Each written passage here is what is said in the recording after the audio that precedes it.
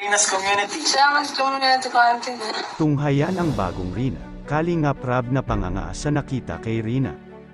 Muli isang mapagpalang araw po sa ating lahat. Huwag kalimutang mag-like sa video kung ito.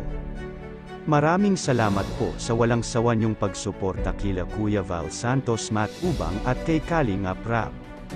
Tunghayan po natin ang ating Prinsesa Rina, ibang-iba na nga po siya ngayon. Kaysa dating Rina na ating nakita dahil malaki na po pinagbago niya ngayon kaysa dating Rina na ating napanood.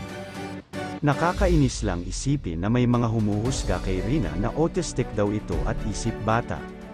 Bakit mas marunong pa kayo kay Ate Melanie na kanyang nanay? Na nagsasabi na normal naman talaga si Rina, nagkaganon lang siya dahil nga sa ilang taon siyang nagkasakit at pinaagapan sa pagpa-check up dahil sa kahirapan nila.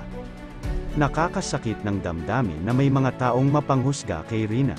Sana kung wala kayong magandang e-comments sa video ko huwag na po kayo mag-comments.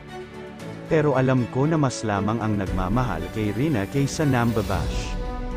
Kalingap Rab nga ay napanganga sa nakita niyang malaking improvement ni Rina at nasabi pa niya na blooming si Rina kapag si Ate Roda ang nag-aalaga ni Rina. Kaya hulog ng langit talaga ang Team Kalingap para alagaan si Rina.